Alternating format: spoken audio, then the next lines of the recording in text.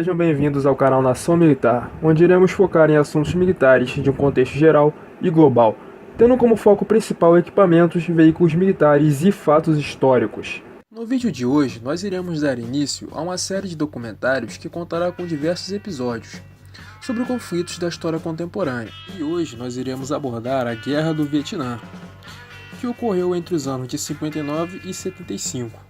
E é tida como o conflito armado mais violento da segunda metade do século XX, ocorrendo nos territórios do Vietnã do Norte, Vietnã do Sul, Camboja e Laos.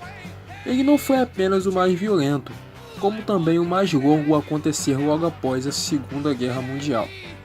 Entenda o contexto histórico. Para que seja possível entender o porquê da Guerra do Vietnã, é necessário que conhecemos um pouco da história da região onde ocorreu tal conflito.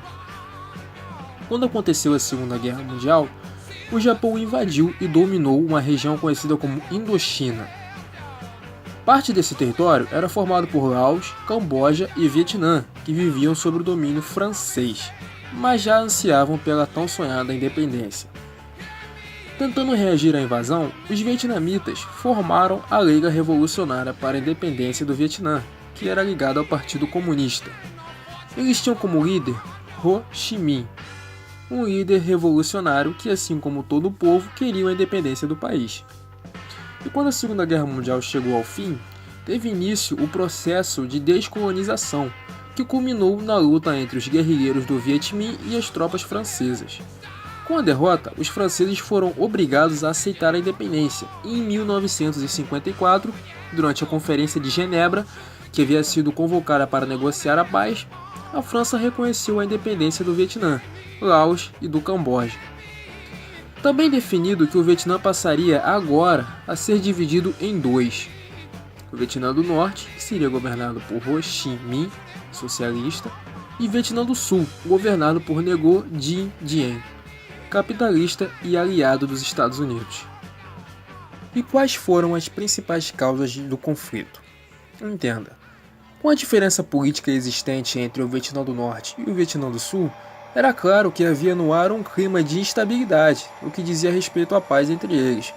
Era difícil que um socialista e um capitalista conseguissem viver bem lado a lado, com tantas diferenças políticas e ideológicas tão próximas. E no ano de 1959, os guerrilheiros comunistas, chamados de Vietcongs, atacaram uma base norte-americana que existia no Vietnã do Sul, sob o apoio de Ho Chi Minh e dos soviéticos. A partir desse momento, estava dado início à Guerra do Vietnã, onde os Estados Unidos e a União Soviética se tornaram parceiros, mesmo que de maneira indireta, com os países que se enfrentavam, sendo assim os Estados Unidos em parceria com o Vietnã do Sul e a União Soviética com o Vietnã do Norte. Desde o início da guerra, em 1959, até o ano de 64, apenas o Vietnã do Norte e o Vietnã do Sul se enfrentaram, ficando a guerra restrita às suas diferenças políticas e ideológicas, não envolvendo nenhum país vizinho.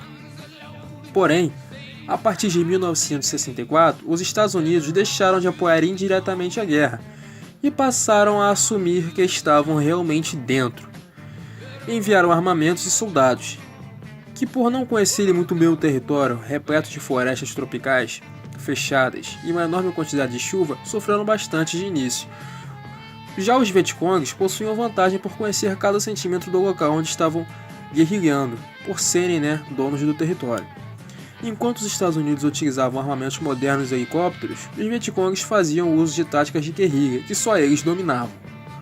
Essa falta de preparação dos norte-americanos em lidar com um ambiente desconhecido lhe renderam a derrota no final da década de 60. Essa derrota, claro que entre aspas. Era claro que os Estados Unidos possuíam uma ótima tecnologia, mas isso não foi suficiente para vencer a experiência de seus adversários.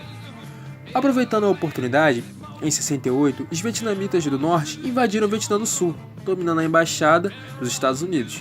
Isso causou uma retaliação das tropas norte-americanas e do próprio Vietnã do Sul, que culminou no momento mais sangrento de toda a guerra. Estima-se que milhares de pessoas morreram. O fim da guerra. Enquanto o governo dos Estados Unidos continuava envolvido com a guerra, os jovens norte-americanos faziam protestos contra a permanência do país no conflito.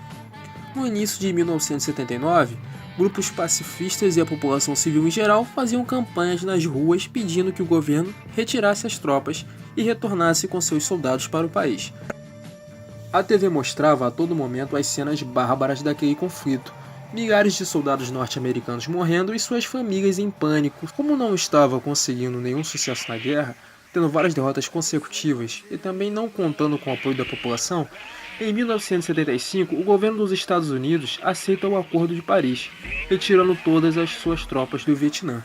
Embora o número de baixas tenha sido extremamente desproporcional, com mais de 58 mil americanos mortos e ao menos 1.100.000 de vietnamitas, após a retirada das tropas americanas e aliadas, o Vietnã do Norte se declarava vitorioso a partir daquele momento.